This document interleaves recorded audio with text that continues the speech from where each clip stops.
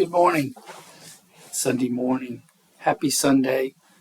Latere Sunday, which is Rejoice, Joyful Sunday. It's one of those breaks in Lent that gives us a chance to kind of recalibrate and have a little bit of relaxation uh, in the rigorous time of our penitential period. Um, Today we have some pretty special readings. The first reading, first of all, if you like these, if you're enjoying these, please like and share, subscribe and follow, and all the good stuff. Um, the first reading is from 1 Samuel.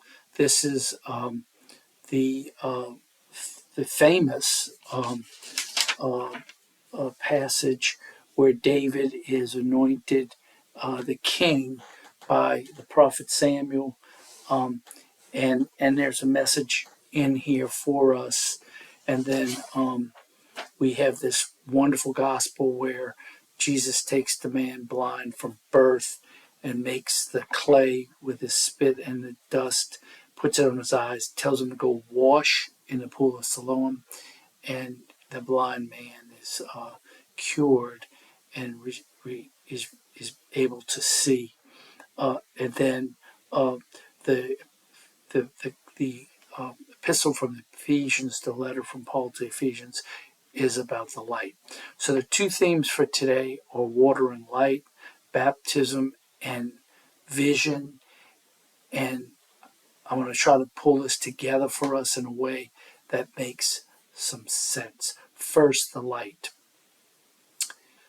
We do not see as God sees. The message is God sees our heart, but what we see is people on the outside. So what we see normally is not what God sees. What does that mean to us? That means that we need to persevere to see in a different way. How do we see that? Well, Christ is the light of the world, and we need the light of Christ to be able to see in a way that God sees, which is to not see the superficial, but to see what's inside of people and ourselves. Okay, so um, the first reading from Samuel, I'll cue it up for you, is God sends him to Jesse of Bethlehem to anoint one of Jesse's sons to be the king. Jesse's got the seven sons that he presents, and Samuel says, "Oh, this is the one. He's strong." No, that's not the one. Goes through all seven. Don't you have another one? Oh, the youngest one. He's out with the field with the sheep. They go get him, and he's the one. And what the message is the Lord tells Samuel, not as you see, do I see. You see the appearance, I see the heart. And Samuel anoints David as the king. There was, just on a side note, when we were in Kansas last time, we went to a movie, which was an animated movie on David. And it was very cute the way they portrayed this whole story of David in relation to his brothers, and how David grows up and becomes king, and how eventually his brothers soften up to the idea that their young brother, the Munchkin, is the king. Um, so anyway, um, the that's the first one, and it's sight, it's visual, and then Paul tells us in Ephesians, he says, "You were once darkness, but now you are light in the Lord. Live as children of light." Christ is the light of the world. We need to live in Christ to be able to see that way. That's the message. But then we're given this message of being able to see with the blind man. And the one of the points of this is he's sent to the pool to submerge in the pool to be able to see. I think there's a message for baptism in this for us. And that is that when we are baptized, we do open our eyes to the light. We're actually given a candle at baptism That is the light of the world. That is follow the light.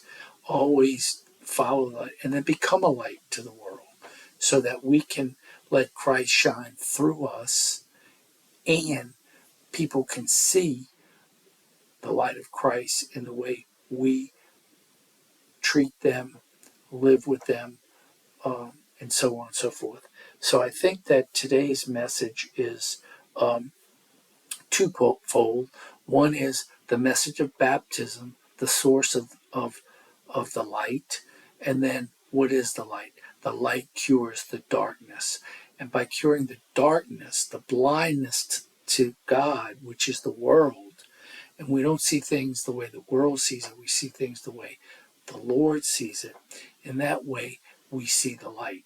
And I think that in that we can give ourselves a reflection today to pray on, and that is that we can strengthen our baptism through our prayer and come to see that not only is Christ the light of the world, but Christ in us makes us a light in the world. I always say, when we walk outside of church, we should be different than the world. And the world should see us as different. When they see us as joyful, maybe they could say, hey, why are you so happy? I think the answer is because I'm Catholic. And why is that? Because Catholic is the universality of Christendom. It's being Christ-like universally to everybody. So with that, I'm going to bid you a wonderful Sunday, Latter Sunday in Lent, so that you can have a peaceful, joyful Sunday in the Lord and know that I'm praying for you and you pray for me. God bless everybody.